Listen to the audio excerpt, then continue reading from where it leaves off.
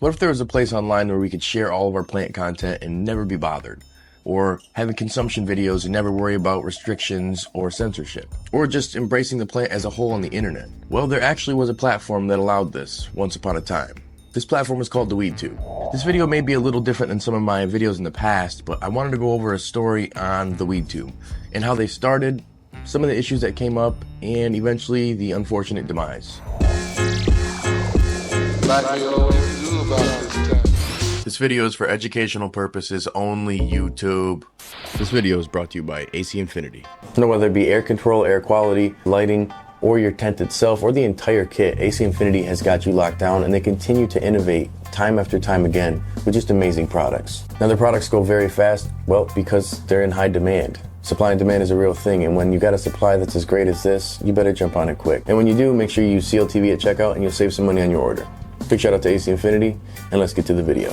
My name is Rob, and this is CLtv, and we talk all things herb. Today in particular, we're going to be talking about herb online. Now, the WeedTube was a platform, I'm breaking up a Rello, sorry. The WeedTube was a platform that launched in 2018 by like-minded influencers in the content creation space.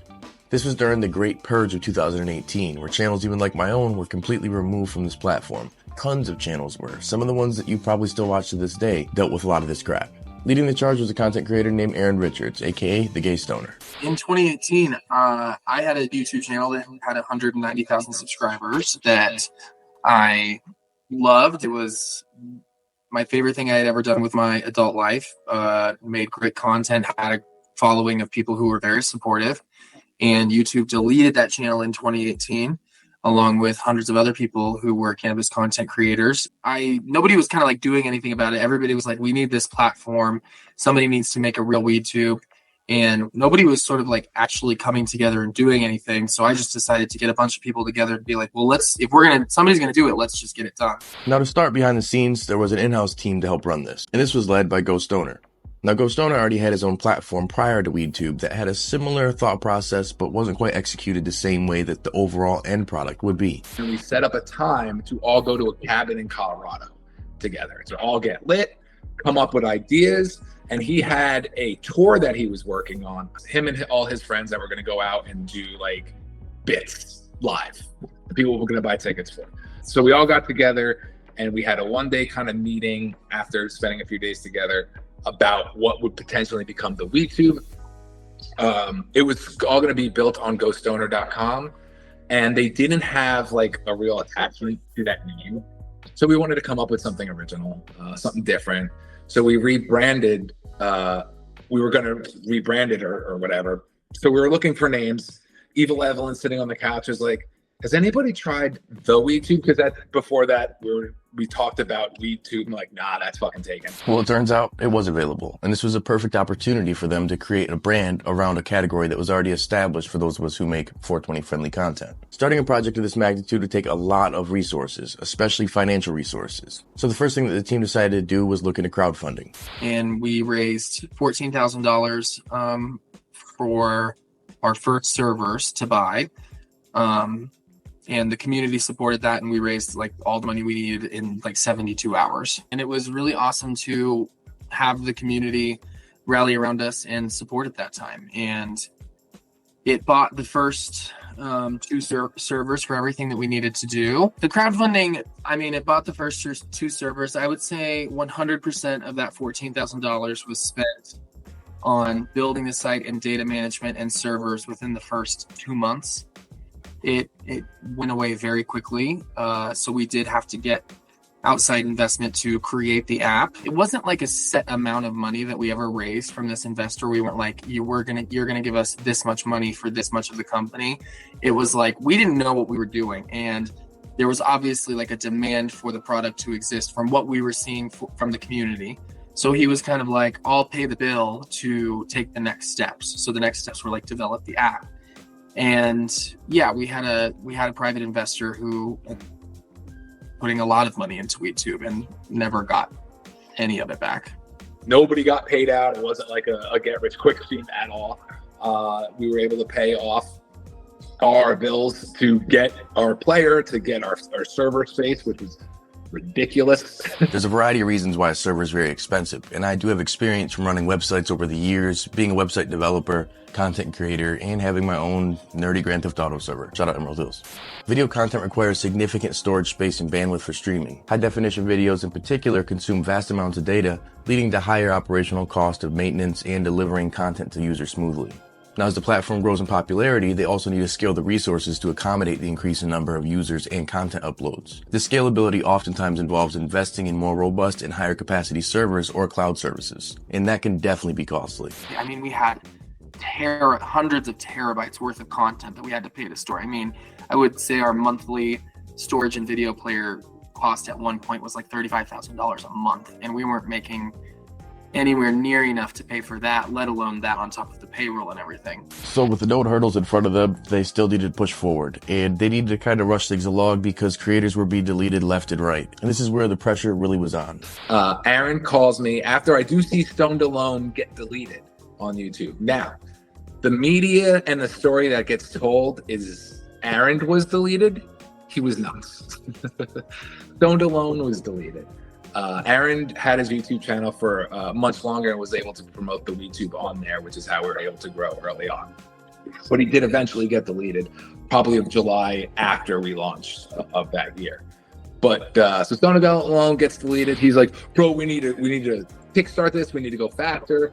Whatever you could do, like we need to have it out in like 5 days. I'm like, bro, I need at least a month to like test the systems. And he's like, 5 days. We're going live March. I think he wanted to go live March 1st. Maybe it was March 8th. I have to look back. But it was like really, it was 5 days after he called. Building a website does take some time. Now, in today's day and age, you could do it a lot faster. But back in 2018, you might be able to just grab a WordPress template, some plugins, and throw something together quick. But to have a functioning platform to have people upload and watch content that's long form content, that's not as easy of a task as it sounds. After we test the system privately with Silence Titby and a few of the crew, and it works because there's only like 6 people, testing the system. It works. So as things started getting underway, everything seemed like it was falling into place. But then as things started formulating more as a business, that's when Ryan says it kind of just started getting a little off in terms of the vibe. The next day I go play pool and I get a phone call from Aaron and Indoor Smokers, who ends up being an owner of the company, Mac Dizzle, Stoned Alone, Stony Spike's lawyers, who are now the lawyers of our company. The original deal that Aaron and I set would be he would have 51% of the company and I would have 49%. We would split our percentages with our prospective team members. Like my buddy Mark was going to get whatever, and then whoever I needed to hire and bring on board, I would also give them percentages as stake in the company to help us grow. So I get the phone call and the lawyers, they read off the sheet. Aaron at 51%, Indoor Smokers at 20 something, Mac Dizzle at 18, Stony, the list goes on, and then it's like Ghost Stoner at 8, and I went, what? Aaron told the story to them that he came up with this idea and he's done all the work. I had no meeting with anybody. I didn't get to get an input. Nobody fucking asked me shit. But he had the platform, and he's like, this is what I did. I did all this work. Look at me. I guess. I don't know how he ended up convincing them that he was worth whatever, and that was that. So they kind of boardroom bullied me to sign it. Otherwise, I was not part of the company. So I wanted to be a part of it. Obviously, I wasn't going to lose my baby. And I wanted Mark, my best friend, who did way more fucking work in the background than I did, to get a share in this. Like that, it was also his baby. We spent many nights dreaming about something like this. So it was kind of a dream come true that it fucking worked. And we had so many people coming through the door. WeedTube, we immediately stood up like a WordPress site that was just hosting videos that were like on other platforms.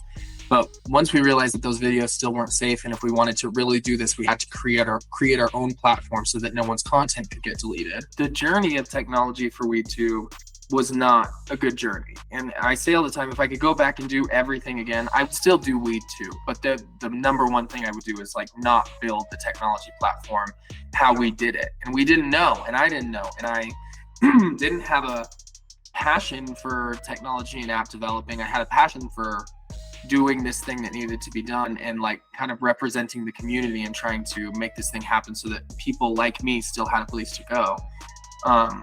And so it was our first time developing an app or a website of our own, and we took a lot of people's advice that maybe didn't know the best, and we sort of ended up with, the first iteration of what came out didn't have any kind of algorithm.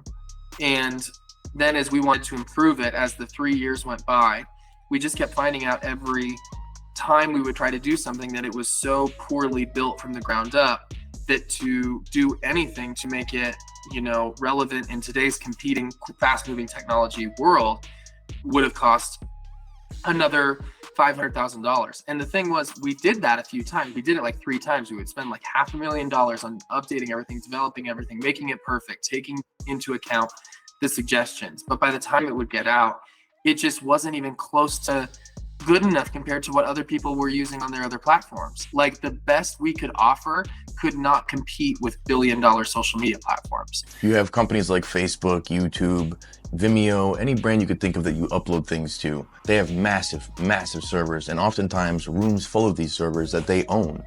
So when you start a server and you don't have the capacity for the traffic or the upload capacity, well, it all crashed. There was such a line out the door because all the people in the cannabis community were promoting it.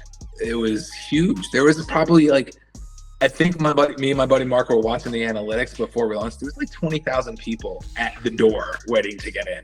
Aaron pushed us way too fast, way too early to open the doors and didn't give us the time to actually get a foundation underneath us, instead of being like what he was saying, a content creator playing a CEO. Like he should have just been the content creator. Then all of a sudden he's the CEO of a company and he didn't know what he was doing.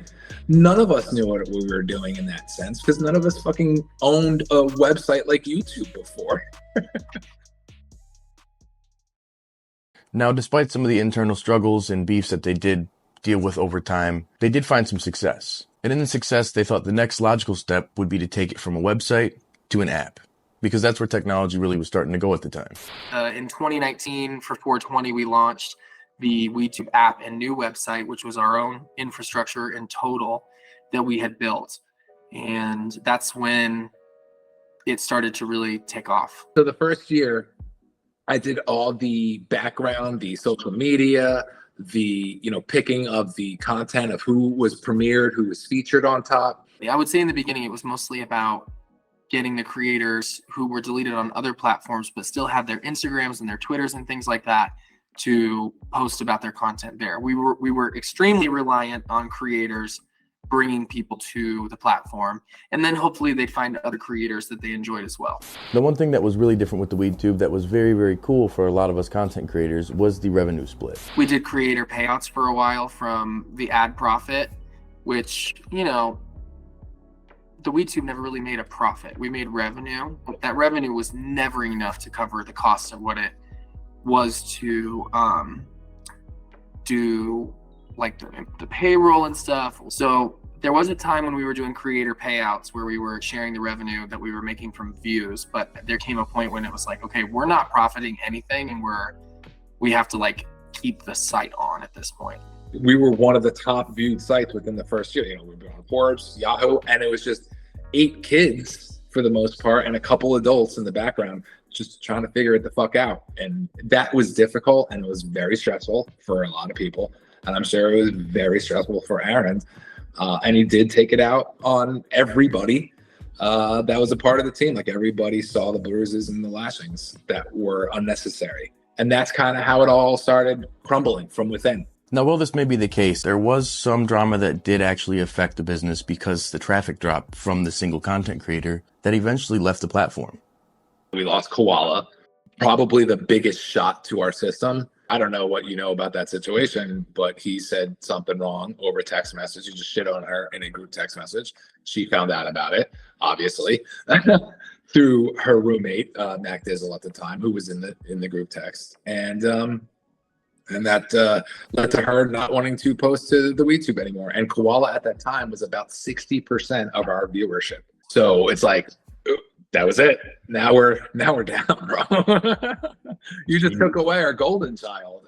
And we all knew it. Like, I knew it. I promoted the fuck out of her because she was bringing everybody to the yard. And it was very important at that time. She was getting popular through us and we were getting popular through her. It was like a mutual give and take. And when that all broke down, that was kind of the breakdown of the WeedTube, again, internally. Was there internal beef and arguing and drama? Yeah. Did it have anything to do with why WeedTube shut down? No, because we always ran. Listen, if we were better business people, we would have shut it down a lot longer, like a lot sooner. Like it lost over $2 million, maybe $2.5 million when all is said and done and all is closed out. And it did, that's someone's money. There was never like, it's hard when you start a business with your friends, people that you're friends with. Starting a business with your friends is tough. And there were a lot of invites with, me and my friends when we were running WeedTube, starting it. But at the same time, like all the people that were my friends when we started the journey of WeedTube, those people are still my friends. Now, unfortunately, this doesn't seem to be totally the case between at least Ryan and Aaron. Now, there was an event going on that Ryan really wanted to sponsor. Now, at the time, he was working as basically the interim leader of the company as Aaron kind of had hiatus dealing with some other personal things and working on other ventures. Now, unfortunately, they had a disagreement about this event that kind of got a little ugly. I was saying that, I thought I could talk to you like a real person when we're on the phone. I'm like, because I feel like you're a friend and we've been friends for a while. And he said to me, no, we've never been friends. You've always been a transaction to me. And that, bro, I was like, I'm fucking done. And I slammed the phone, fucking done. And that was like February, I want to say, of that year of 2020-ish. Right before, maybe, I want to say it's around maybe March, early March. It was painful, bro. That was like the all you can, the finishing move. That I was like, fuck this guy. I don't care what happens to the WeedTube. Nothing that happened in that way. None of the business drama that was kind of behind the scenes that people didn't see. None of the creator stuff that anyone ever saw. Like, that's not the reason that it shut down. We kept pushing through all of that for the community. And to do that, what it really came down to was I left to go start a new company that I had a really large passion for. And I kind of felt like I've done this for 3 years. I've done all that I can. Like, maybe someone else can take it in a new direction. So we hired a new CEO with a proven track record of being able to grow social media platforms. And they started working on how they were going to get this feature called Pipeline, which was essentially like an Instagram, TikTok, Twitter feed all in one. And it worked really well. And we had this whole feature design called Safe, where you could like post a video on the pipeline of you taking a bong rip, and then you could download a safe version that would kind of like put a blurry cloud on it, so you could post it on social and Instagram wouldn't know what it was, but it would like direct people to go look at your pipeline content. I went off and started working on my own project, gave the CEO full control, and when I came back for the next meeting, which was a couple months later, they were pitching to me a rebrand of everything. So new name, new colors, new logo. After I had just spent $350,000 making the pipeline work and making it good, and it's working and people are somewhat enjoying it. And I didn't stop it right away. I kind of let them keep iterating, but I didn't love where it was going. And the whole team was at a rift of like, half of them were like, we just need to keep doing pipeline. And the other half were like, we want to do this new thing. And it came to a point where I went and had a conversation with the investor. And I was like, this is where the things are. This is how much money we have left.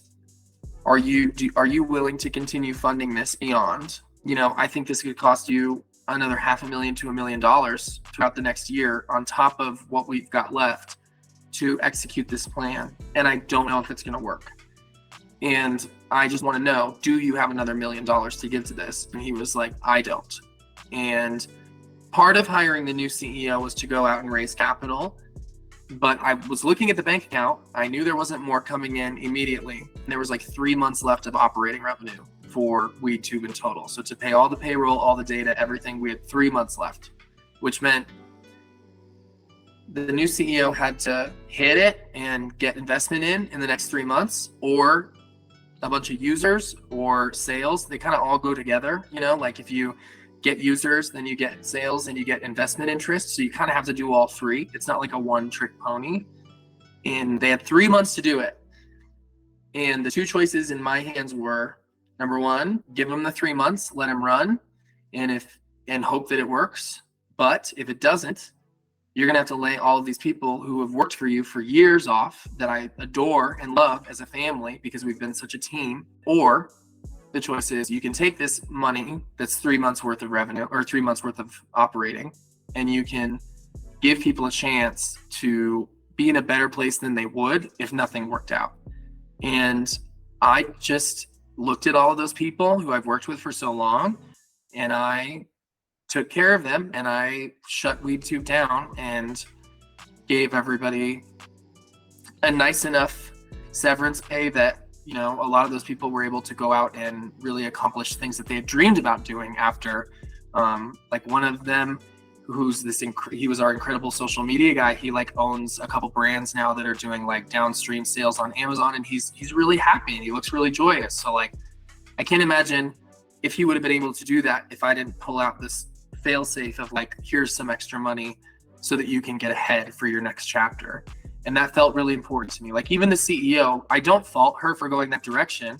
And it would have been their fault if they would have done it and it didn't work out.